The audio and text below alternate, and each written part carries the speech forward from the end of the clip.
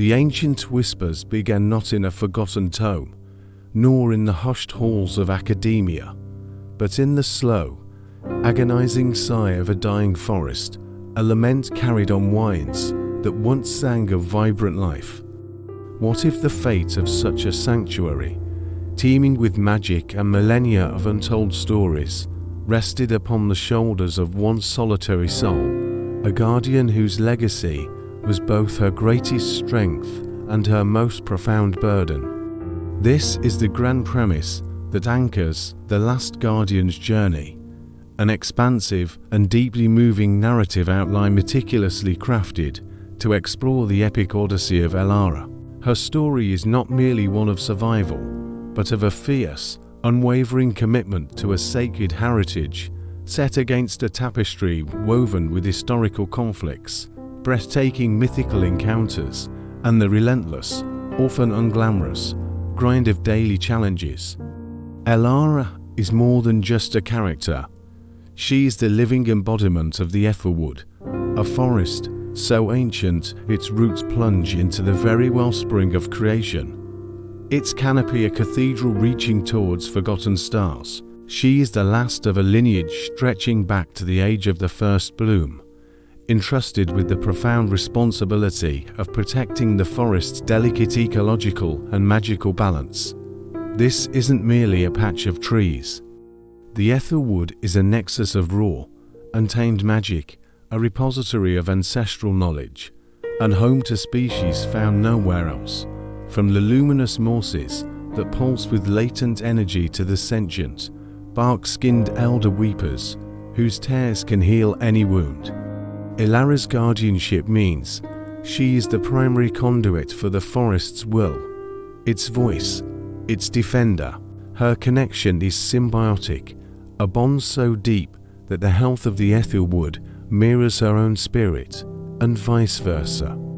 The profound loneliness of being the last is a constant companion, sharpening her senses and fortifying her resolve, yet simultaneously leaving her vulnerable to doubts about whether she, one mortal woman, can truly stand against the tide of encroaching oblivion. Her days are a tireless cycle of tending the sacred heart tree, reading broken ley lines, appeasing disgruntled elemental spirits, and performing ancient rituals that keep the forest's lifeblood flowing, ensuring its arcane energies remain potent and pure, untouched by the growing dissonance of the outside world.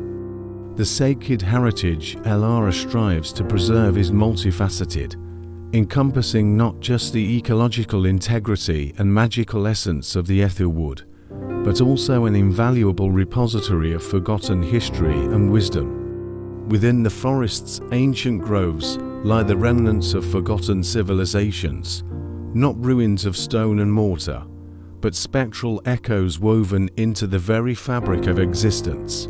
There are the crystalline libraries, where memories of the first races are stored, accessible only to those with a pure heart and the Guardian's touch. There are the songstones, which resonate with the forgotten melodies of creation, capable of inspiring or devastating, depending on the wielder's intent. And perhaps most critically, the Ethelwood safeguards the world seed, a primordial artifact said to contain the blueprint for all life, capable of either renewing a dying world or utterly obliterating it, if unleashed without proper stewardship. This heritage isn't static. It's a living, breathing testament to the profound interconnectedness of life, magic, and memory. The threat to it is existential. If the forest falls, not only does a unique ecosystem perish, but an entire lineage of knowledge, a crucial anchor in the world's spiritual and magical equilibrium, would be irrevocably lost, plunging the world into an age of ignorance and imbalance where the very concepts of wonder and magic might cease to exist. The stakes for Elara are therefore astronomical. She protects not just a forest, but the very essence of what makes life vibrant and meaningful in a world increasingly dominated by pragmatism and forgetfulness. Elara's journey is profoundly shaped by the lingering shadows of historical conflicts, battles fought centuries or even millennia ago that continue to ripple through the present, manifesting as environmental degradation, resource wars, and ideological clashes. The most prominent of these is the Great Sundering, an ancient magical war that fragmented the continent and scarred the land, leaving ley lines fractured and vast swaths of earth barren. While the immediate conflict ended, its legacy endures in the form of rogue magical anomalies, pockets of lingering dark energy, and feuding factions descended from the original combatants who still covet the Ethelwood's pristine power. One faction, the Iron Dominion, a burgeoning industrial empire driven by technological advancements and a disregard for natural harmony, seeks to exploit the Ethelwood's resources, its timber, its unique minerals, and perhaps even its magical energies, for their expansionist agenda. They represent the modern threat, a practical, ruthless force that believes progress lies in conquering nature, not coexisting with it. Another, the clandestine cult of the Obsidian Hand, represents a more insidious, ancient threat. They are dark mages who believe the world seed within the Ethelwood holds the key to reshaping reality in their own image, echoing the very destructive impulses that led to the Great Sundering.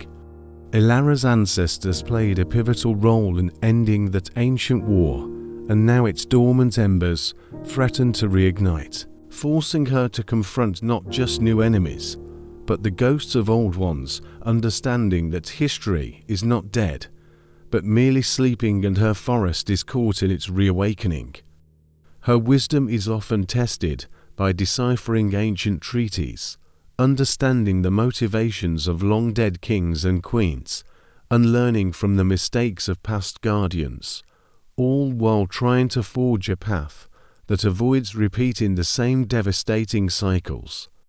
Beyond the weight of history, Elara's path is fraught with mythical encounters that challenge her perceptions of reality and her own capabilities. The Ethelwood itself teems with beings from legend, not as static archetypes, but as complex entities with their own agendas, wisdoms, and flaws.